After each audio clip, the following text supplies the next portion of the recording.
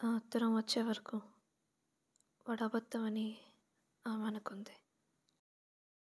ప్రణవి ఎప్పుడూ వింతగా ఉండేది. సైలెంట్గా, ఒంటరిగా.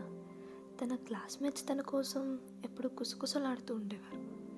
తనతో తానే మాట్లాడుకుంటుంది, ఖాళీ చైర్స్తో మాట్లాడుతూ నవ్వుతూ ఉండేది అని. ఎవరూ తన పక్కన కూర్చునేవారు కాదు, ఎలెక్స్ వచ్చే రోజు వరకు. వాళ్ళు ఫైనల్ ఇయర్ లాస్ట్ సెమిస్టర్లో ఉన్నప్పుడు అతను ట్రాన్స్ఫర్ అయ్యి వచ్చాడు.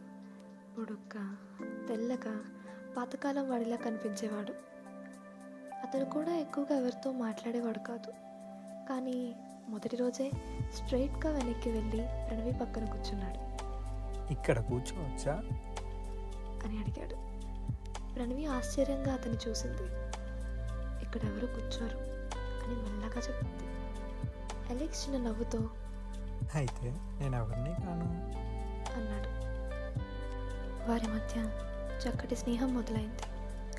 అలెక్స్ తనతో మాట్లాడేవాడు, తనను గమనించేవాడు, తన మౌనంలో తాగిన మాటలను గ్రహిస్తూ ఉండేవాడు. ఒకరోజు ప్రణవి అన్నది, నాకెప్పుడూ ఫ్రెండ్స్ లేరు అని. ఇప్పుడు ఉన్నాగా అన్నాడు అలెక్స్. తన ఫస్ట్ టైం అది నిజంగా నమ్మింది. రోజులు గడిచాయి. లాస్ట్ ఎగ్జామ్ డే వచ్చింది. ఈవినింగ్ టైంలో వాళ్ళు స్కూల్ గేట్ దగ్గర నిలబడి ఉన్నారు. అలెక్స్ ఫేస్లో ఏదో తెలియని బాధ. ఆల్ ది బెస్ట్ అని చెప్పి తనకు ఒక లెటర్ ఇచ్చాడు.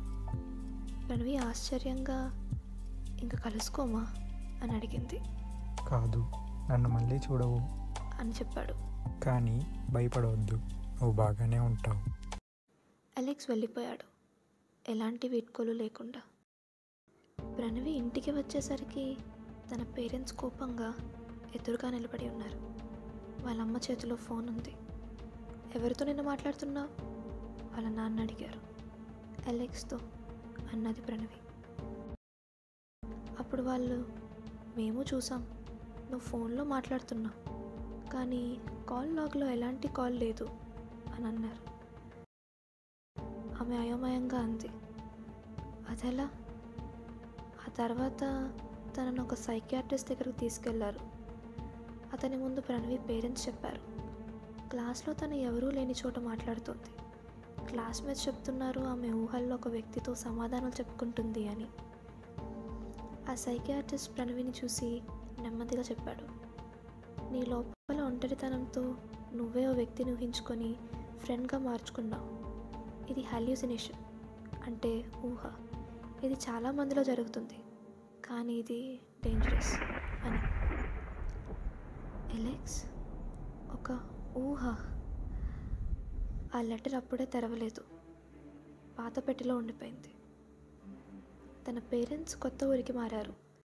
తన కొత్త ఫ్రెండ్స్ కలిగేలా చూశారు. తను మామూలు జీవితం గడిపేలా చేశారు. ఇప్పుడు 10 ఇయర్స్ 27 ఏళ్ల ప్రణవి ఓ టెక్ కంపెనీలో ప్రోగ్రామర్గా పనిచేస్తుంది. తన జీవితం నార్మల్గా మారిపోయింది. ఒకరోజు ప్రణవి వాళ్ళమ్మ అట్టకలోని పాత కార్డ్బోర్డ్ బాక్స్ తెరిచింది. అందులో ఏదో పాత లెటర్ కనిపించింది. ఇది చూడు అంటూ ఒక పాత లెటర్ ప్రణవి చేతిలో పెట్టింది. అది అలెక్స్ ఇచ్చిన లెటర్. ఒక్కసారిగా ప్రణవి గుండె ఆగిపోయినట్టయింది. కళ్ళ ముందు అన్నీ గుర్తొచ్చాయి. లెటర్ ఓపెన్ చేసి చదవడం మొదలుపెట్టింది. డియర్ ప్రణవి, నువ్వు ఈ ఉత్తరం చదువుతున్నావంటే నువ్వు ఇంకా నన్ను గుర్తుపెట్టుకున్నావు అన్నమాట. బాగుంది, నువ్వైనా నేనున్నానని నమ్ముతున్నావు. నేను నీ స్కూల్కి వచ్చింది యాక్సిడెంటల్గా కాదు, నేను నీ కోసమే వచ్చాను. ఎందుకంటే చాలా కాలంగా నేను నిన్ను గమనిస్తున్నాను. నువ్వు ఒంటరిగా కనిపించావు, చాలా ఒంటరిగా. నేను అలా చూసి నాకు చాలా బాధేసింది. అలా వదిలేయడం తప్పేమో అనిపించింది. అందుకే నీకు మాత్రమే కనిపించాను. నీవు నన్ను చూసావు, విన్నావు, నాతో మాట్లాడిన ఏకైక వ్యక్తివి. ఇందుకేనేమో నేను జీవించి ఉన్నట్టు నాకు మళ్ళీ అనిపిస్తుంది. కానీ ఇప్పుడు నేను వెళ్ళిపోవాల్సిన సమయం వచ్చింది. నువ్వు నన్ను గుర్తుంచుకోవచ్చు లేదా మర్చిపోవచ్చు, కానీ నేను మాత్రం ఎప్పుడూ నీతోనే ఉంటాను, నీ ఊహల్లో కాదు. ఇట్లు నీ ప్రియమిత్రుడు అలెక్స్. ప్రణవి చెమటలు పట్టి లెటర్ను చూస్తూ కూర్చుంది.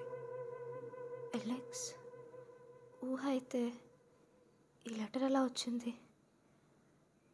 లెటర్ వెనుక ఒక రెడ్ డాట్లా ఉంది. రక్తమా?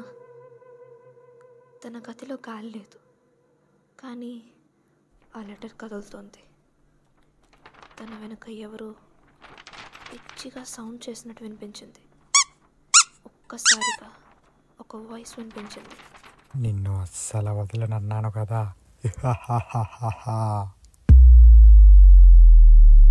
తను వెంటనే తిరిగి చూసింది. అక్కడెవరూ లేరు, కానీ లెటర్ ఇంకా కదులుతుంది. ఇది భయపెట్టే కథ మాత్రమే కాదు,